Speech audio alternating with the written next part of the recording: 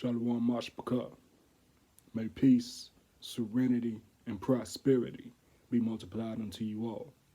All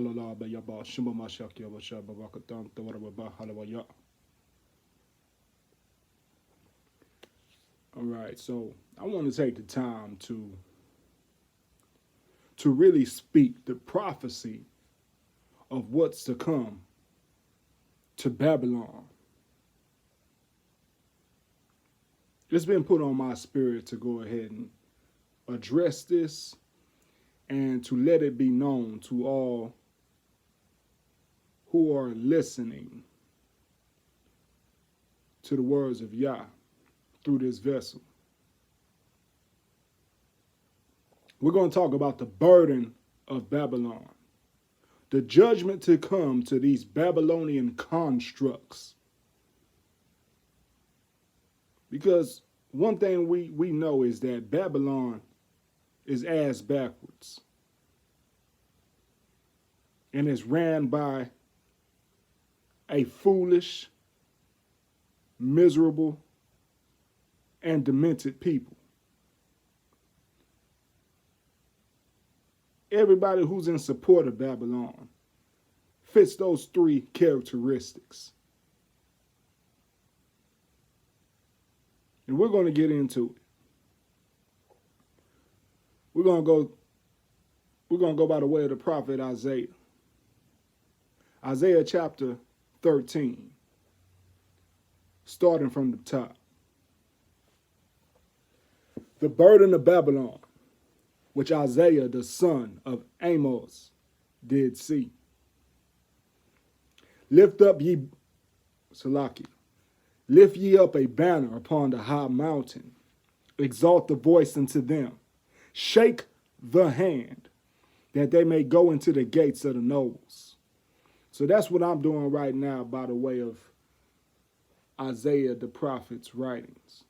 I'm shaking the hand at Babylon,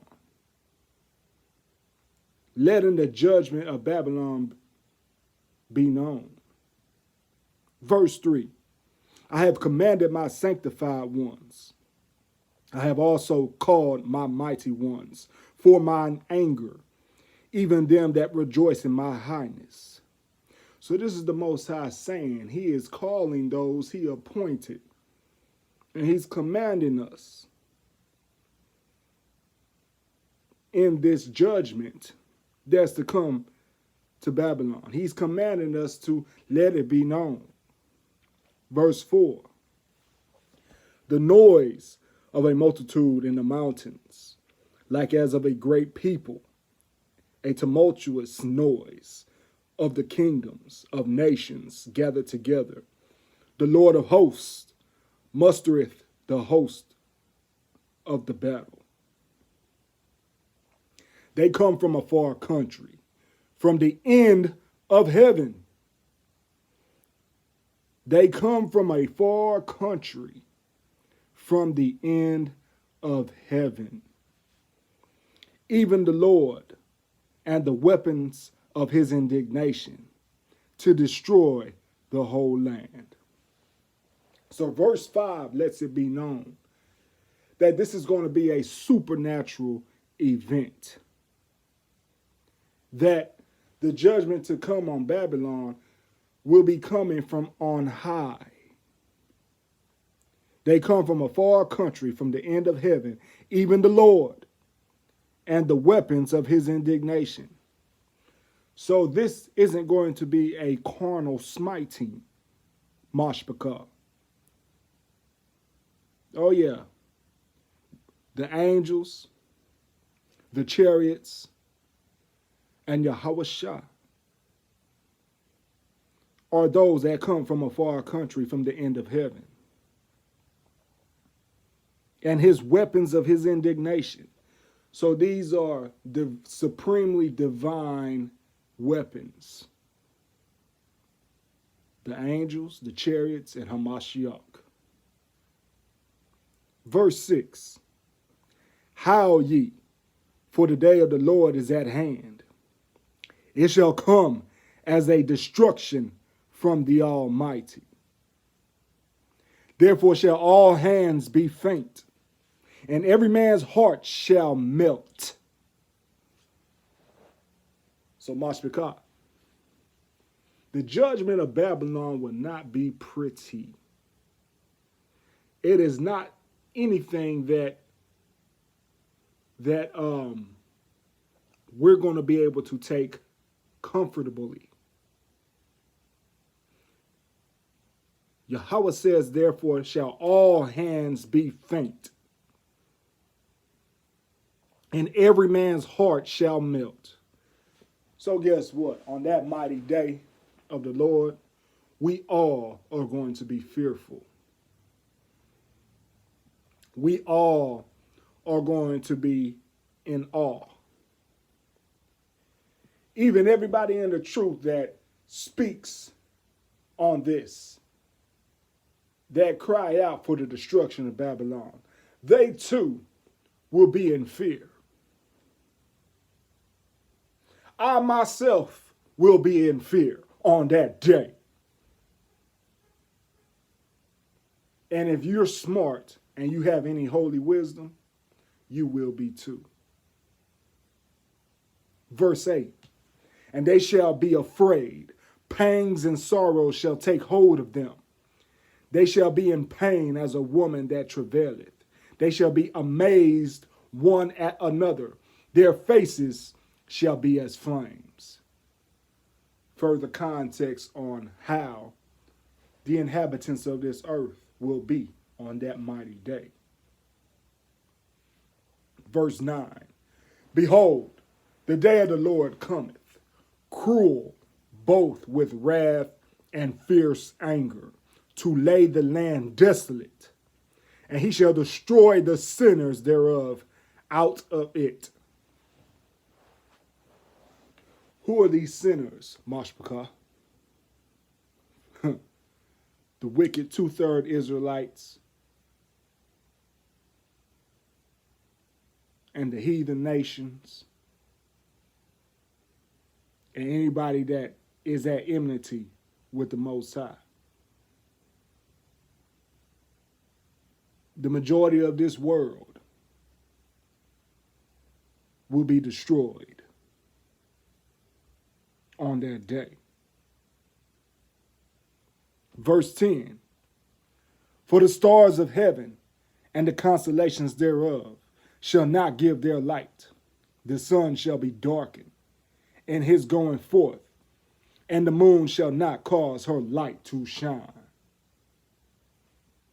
Verse 11, and I will punish the world for their evil and the wicked for their iniquity, and I will cause the arrogancy of the proud to cease, and will lay low the haughtiness of the terrible. Verse 12, I will make a man more precious than fine gold, even a man that, Salakia, even a man than the golden wedge of Ophir. So, it's monumental that the Most High says that he will make a man as fine gold, because we know that Babylon has had a major attack on masculinity in the past few decades. There's been a progressive and destructive attack on masculinity. So it's monumental that the Most High says that he will make a man more precious than fine gold, meaning he will restore the masculinity into his righteous place. Verse 13, therefore I will shake the heavens, and the earth shall remove out of her place, in the wrath of the Lord of hosts, and in the day of his fierce anger. And it shall be as the chased roe, and as a sheep that no man taketh up. They shall every man turn to his own people, and flee every one into his own land. Yeah. So the Most High already said it. Every man's going to turn to his own nation during that perilous time. Every man's going to flee to their own land during that perilous time. So what does that mean for us displaced Israelites? Because the majority of everybody who's listening here that's an Israelite, we don't have our own land. We don't have our own country. We're in subjection to the heathen nations that we've been scattered to. So what does that mean for us? Meaning if we're on the right side of the Most High, he's going to return us to the Holy Land, which is ours. Hallelujah. Verse 15, everyone that is found shall be thrust through, and everyone that is joined unto them shall fall by the sword. I'm going to repeat that. Everyone that is found shall be thrust through, and everyone that is joined unto them shall fall by the sword. So you're joined unto the Babylonian constructs. The Most High says those who are at one with this Babylonian construct, they love it. They're all for it. They're getting smited with the sword. Verse 16, their children also shall be dashed to pieces before their eyes. Their houses shall be spoiled, and their wives ravished. Behold, I will stir up the Medes against them, which shall not regard silver. And as for gold, they shall not delight in it. So, we're seeing here that this pandemonium is divinely orchestrated. Unseen forces will be at work here, causing such chaos to run amok among the nations. Verse 18, their bows also shall dash the young men to pieces, and they shall have no pity on the fruit of the womb. Their eyes shall not spare children. Wow. The Most High is real and raw in this one. The Most High is real and raw in this prophecy, Mashbekah. This is what those fake prophets are not telling you all. This is the truth of the matter that they avoid talking about, Mashbekah. Let's get into it. Let's get further into it. Verse 19, and Babylon, the glory of kingdoms, the beauty of the Chaldees, excellency, shall be as when God overthrew Sodom and Gomorrah. Oh, let's run that back. Verse 19, and Babylon, the glory of kingdoms, the beauty of the Chaldees, excellency, shall be as when Yah overthrew Sodom and Gomorrah. Verse 20, it shall never be inhabited, neither shall it be dwelt in from generation to generation. Neither shall the Arabian pitch tent there, neither shall the shepherds make their fold there. Verse 21, but wild beasts of the desert shall lie there, and their houses shall be full of doleful creatures, and owls shall dwell there, and satyrs shall dance there. So the Most High is saying that things will be looking pretty dystopian. Things are going to be pretty dystopian.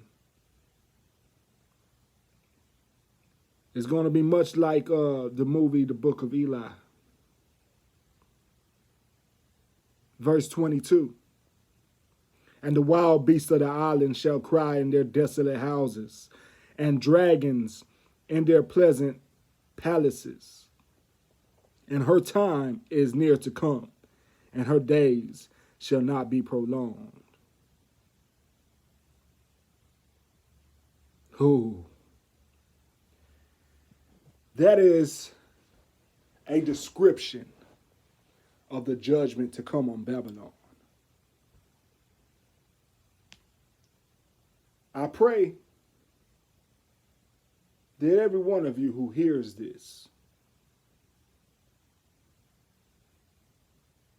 is more willing to be on the right side of the Most High. Because when we get into these scriptures of his truth, Mashpachah, we see that he doesn't play. We see that he's about business. We see he is the man of war. He is a man of war, as it was written in the book of Exodus. Let's examine ourselves daily so that way we're not on the wrong side of Yah. Because as Mashiach said, when he comes down with the power of Yah, no man knows the day or hour. Neither the angels of heaven know, but only the Father knows. Keep your garments clean, Mashpachah. Keep them clean. May peace, serenity, and prosperity be multiplied unto you all. Shalom.